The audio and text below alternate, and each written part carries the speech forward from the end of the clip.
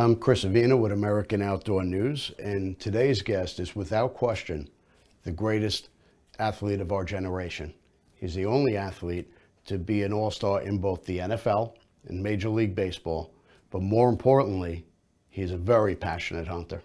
Will you please welcome Mr. Bo Jackson? Is it safe to say that athletics was your job and hunting was your passion?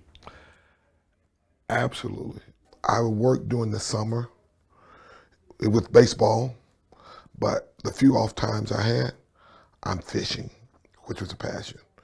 During the winter, football was my job, but when I got time, I was in a deer stand or somewhere in a ground blind hunting.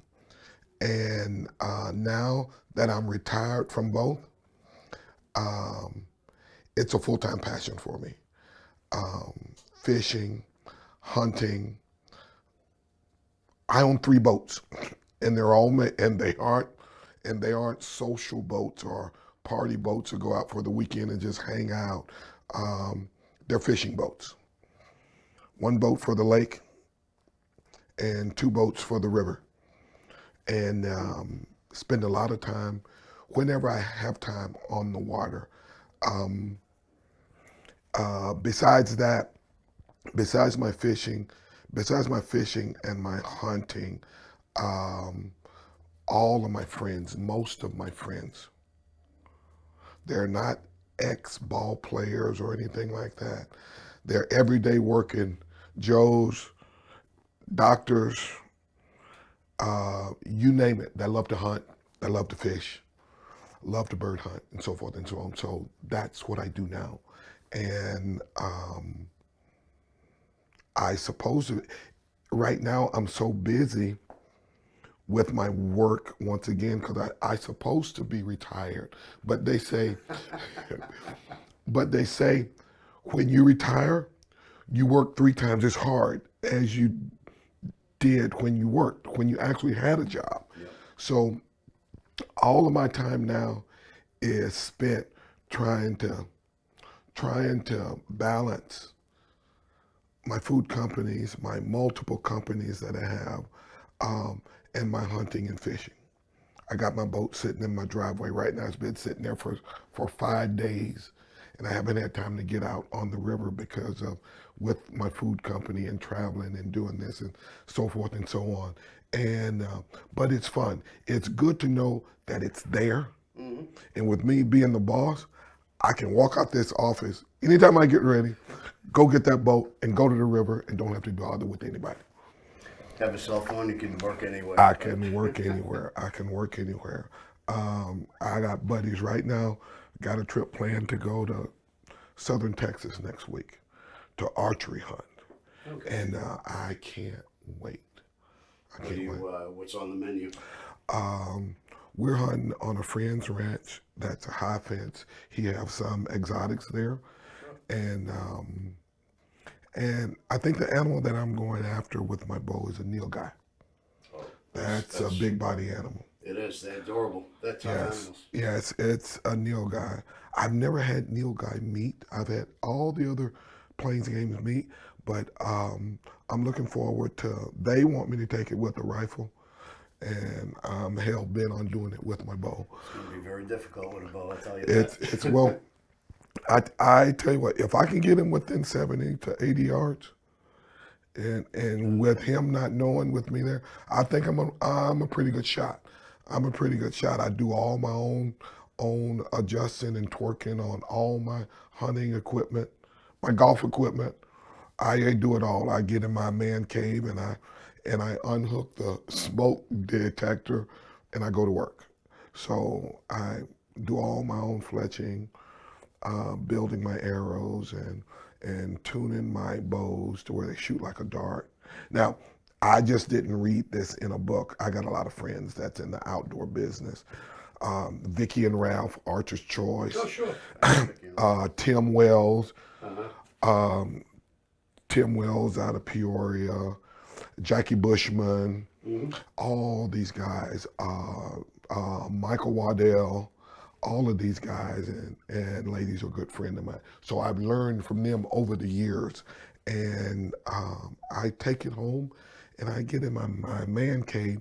That's where once I go downstairs in my basement and go in my man cave where I got a sign saying no trespassers, um, um, I'm no longer Bo Jackson. I'm no longer Bo Jackson. I'm that outdoors person that the country barely knows, that has a passion to be in that area, that has a passion to to to want to get out in nature and just be a part of nature. When you played for the Royals, you had a very unusual way to zone yourself in for the game. I just shoot my bow and arrow in the locker room a lot, and the players weren't there. I'd get there early, and just to relax before you do, I do the William Tell thing where I get that apple and sit on the thing and put an arrow through the apple, and Brett Saberhagen, Mark Gubazar, and all. We would all get, and they would try to pull my bow back, and they couldn't pull it back because I had to sit at 90 pounds. Wow. And they couldn't pull it back at the time. But now with me being an old man and with the artificial shoulder, I'm only pulling about 60 pounds now, which is way more than enough if you're shooting the proper equipment, if you got it set up proper with a heavy enough arrow that can carry the kinetic energy behind it to get the penetration of a big size animal. You have nothing to worry about. Now, I heard a story that at one point you would be shooting the apple out of your. But I've done that once. How in God's name did you talk somebody into holding an apple? Well, the thing that you have to realize, baseball players are a bunch of kids. It doesn't matter how old you are. Everybody in the locker room, and the only part that you all get to see is us out on the field where we're being serious and playing. But in the locker room, it's like a daycare center. Everybody's doing things. Everybody's playing pranks on each other. Everybody's pulling jokes on each other. Everybody's pissing each other off, and we're having fun. So yeah, we do crazy things. We play jokes on each other, and every now and then, you can talk one of your teammates into doing something dangerous, like hold an apple while the other teammate shoot an arrow through the apple out of his hand. So that's just an everyday occurrence in a major league locker room. That's wild. Now, taking a step back, at what age were you introduced to hunting, and what was your impression of the sport before you actually went out on the hunt? Well, I was introduced to hunting when I was 5, 6 years old. The first time I ever gone hunting was with my grandfather. I had to be 3 or 4 years old. Wow. And my grandfather had a smokehouse. This was before anybody had a freezer or could afford a deep freezer. Everybody had a smokehouse. You'd smoke your meat to keep it. Sure. And he had a smokehouse out back. And he had his farm animals, but he'd go hunting, and he would hunt raccoon, possum, deer if he could. And we went up to coon hunt one night. He got his old hound dog, his coon dog, and we left his house because over the weekends I used to spend the night at his house, which was only a block up the street. And we woke up one morning, and it's just as plain as day. He woke me up. I got up, got me dressed, and he got his shotgun, got his hound dog, and my grandfather was an ore miner, an iron ore miner. Wow. So he got his hat that had the light on it with the battery pack on it. Sure. Got his shotgun, and he had a rope, and the rope clipped on his belt, and he tied it around my waist so he wouldn't have to hold my hand. And I just followed him. He said, "Follow me." So I had the rope on me, and I'm just following my granddad. We go up on the mountain, and we sit on a log, and he unleashed his hound dog and let him go. And we sit there, and I'm wondering why he let his dog go in the dark, because it's 3:34 in the morning. And we sat there and we wait till we hear that dog start baying and yelping, which he's treated a coon.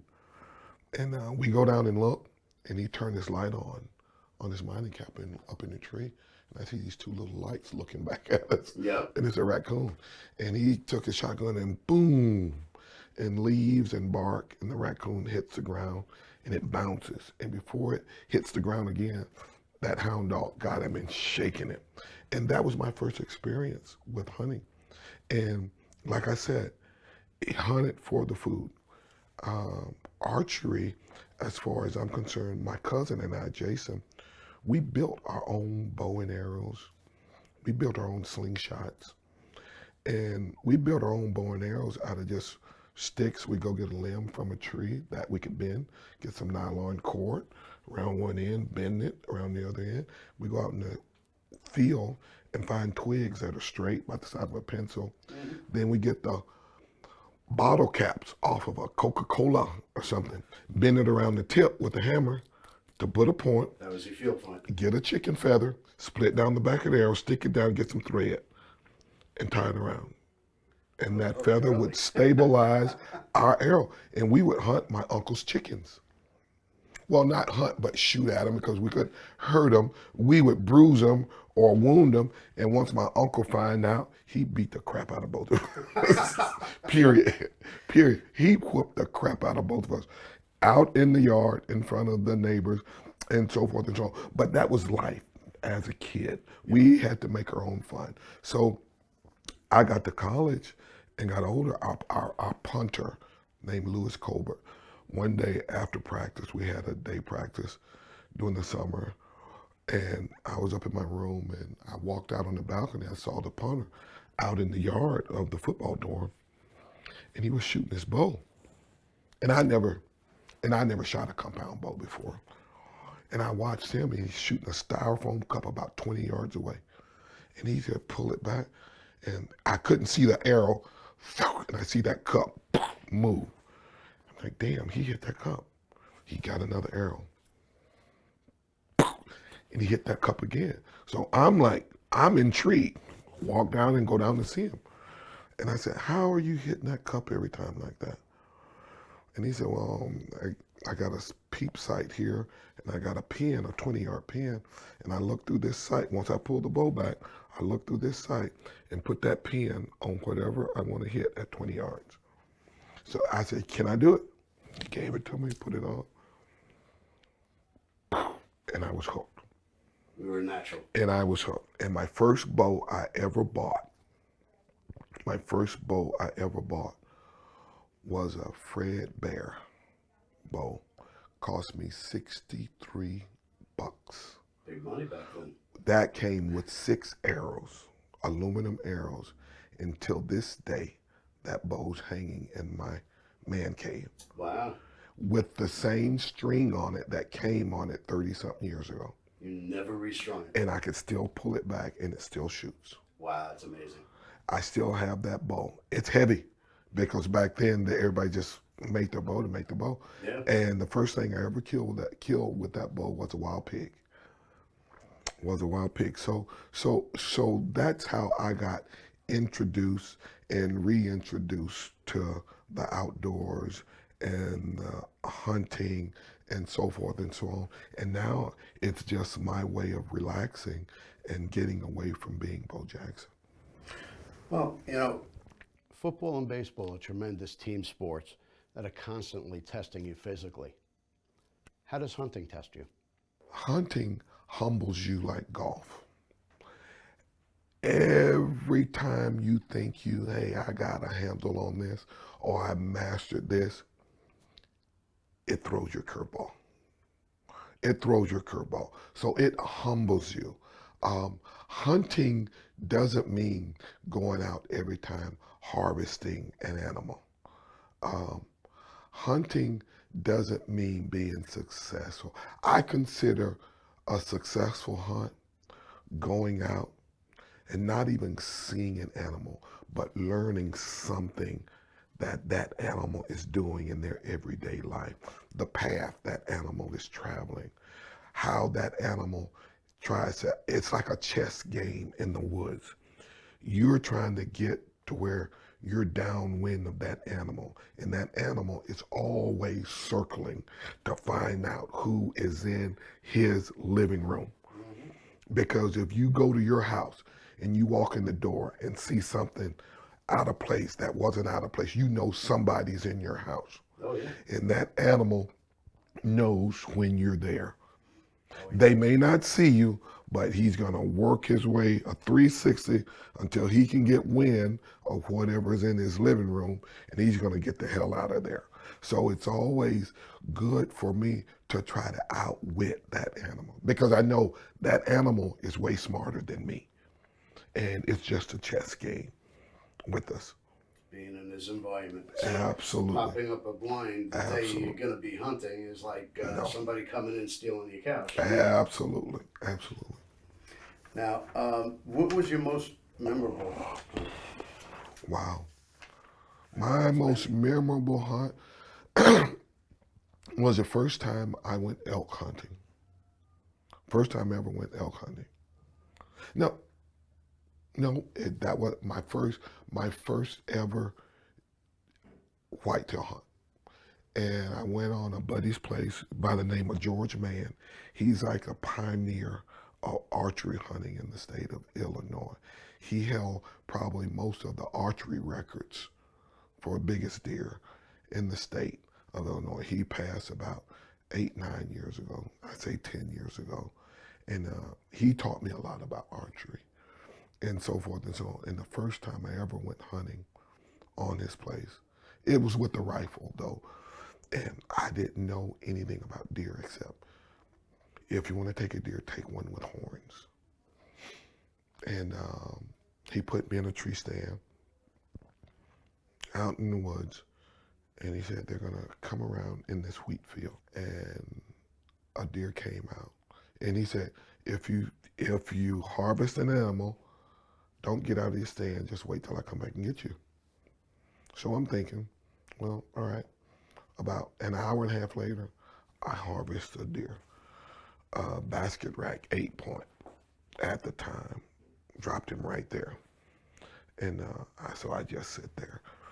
And right after I harvest a deer, I get the shakes. I'm like, what the hell's wrong with me? I'm like, stop. What's wrong? And I just got the buck fever, as they call it. And I sat there. He didn't show up. An hour later, he didn't show up. It's getting dark. Still didn't show up. Now it's real dark. Still doesn't show up. And he showed up because it didn't get dark until it gets dark. With the time change, it gets dark around. I shot the deer around 4. At 6:30, it was, you can't see your hand in front of you. And I'm waiting on him to come, nobody comes. So I said, well, I'm gonna get down. I start climbing down the ladder. And I get to where my foot touches the ground. And I shoot back up the ladder. Now, I got a rifle. I go back up there, sit in the stand. I'm like, what the hell is that? Not knowing he didn't tell me that deer snort at you, blow at you. So I sit there for 20 minutes.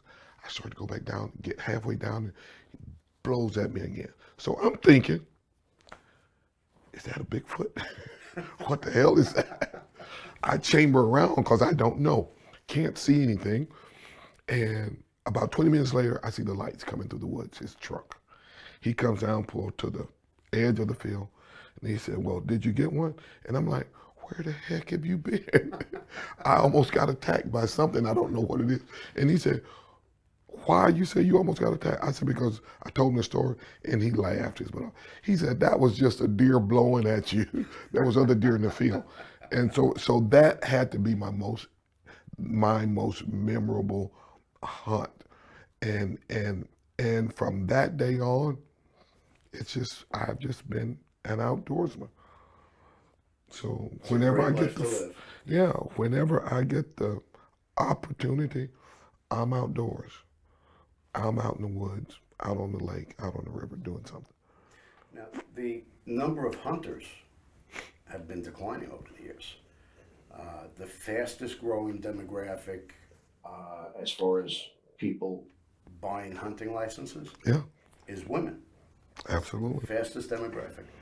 The slowest is both Hispanic and African American. Hmm. How would we entice more people of Hispanic and African American background to get out into the field? Well, that's a hard one because I know with my friends, my African American friends, um, they all live. This isn't the city. They are suburbanites. Few live in the city, and I invite them out to go to my hunt lodge to hunt pheasant, duck. Oh man, I don't know if I want to go. I said, look, just come. We'll get your hunting. We'll get you a day license. We'll get you a 3-day license at the hunting lodge, or you can get your hunting license right there at the lodge. You can borrow one of my shotguns, and I'll show you how to shoot shotgun. And we go out and we pheasant hunt. Now, these aren't wild pheasants, but they had to be imported from Wisconsin or whatever. Sure. But the way we got it structured to set up, a pheasant's gonna continue to run from you. And our property at one of our lodges is surrounded by Girl Scout property, not right next door, but these pheasants are keep running. So we have little 2 feet fences at the end of the field. So we'll get 25, 30 yards from the edge of the field, and we know that there's some pheasant there. We'll send the dogs in and let them flush. And we have a day of hunting. And after that, my friends are like, hey, where can I go buy me a shotgun? It only takes one time. It only takes one time, and they're hunted, and they're hooked. And I try to do my part to educate people of color, people of my own race, and any race if they want to try it once. Because I know that if I hadn't have gotten interested, and if someone didn't teach me how to do it, I probably wouldn't be that person either. And now the thing about it is that they think, well, I'm gonna go hunt. That's wild game, and so forth and so on. And it probably tastes awful. Wild game is some of the it's probably the healthiest food that you can eat because number one, it's all natural. And it's very lean. But it's all natural. And I've had my friends to come over, and I cook pheasant from everything from pheasant to wild boar to venison tenderloins, rabbit stew, you name it, pheasant pot pie. And they're like, man, where did you get this? I said, out of my freezer. Man, how did it get in your freezer? I put it there after I harvested it last winter. They said, this is wild game? Yes. They said, wow, I can't believe it. And it's just the fact that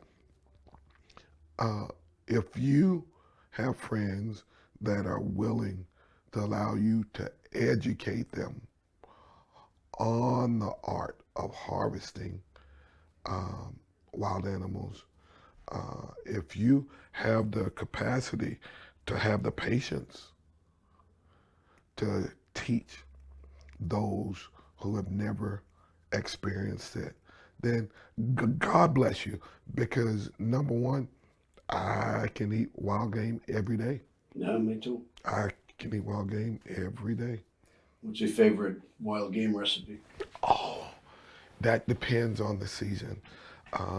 During the winter, I like to make a rabbit stew with my signature buttermilk cornbread. But I could take all the rib meat and neck meat off of any deer and make stews with, make pot roasts, and so forth and so on. Grilling is very simple for me. It really doesn't matter. I like to take that pheasant and make pheasant with an orange sauce. Ooh. Make pheasant with orange sauce with some scalloped potatoes So you're a and some gourmet as well. vegetables. I love to cook. Is there something you can't do? I can't play basketball. That's an indoor sport. I'm not an indoor person. I've never had the interest in playing basketball. That's about it. That's about it. But as far as wild game, cooking, in this little office here, last week I brought some of my bluefin tuna to the office, and just seared it on both sides. The way it's rare in the middle, just slice it up, put it on a plate with some wasabi and some soy sauce, and just had bluefin tuna for lunch, That's nice. which is just outstanding. So, so that's what I do. That's, hey, that's me in a nutshell. Um, if I harvest it, because I don't like to use the word kill, if I harvest what I hunt, I put it to good use. And if I don't have room in my freezer, like I don't right now, I always get it processed by a professional processor and give it to needy families, which actually makes me feel 10 times better Yeah. And than consuming that myself. it's helping people. It's helping people 100%. So now you have Bo Jackson Signature Foods. Bo Jackson Signature Foods, part of Jackson and Partners, which is just one of my many companies that I'm involved in, that I'm trying to help run to keep afloat. And the thing that I'm doing is to make it simple. To make it simple, yes. I'm in the food business.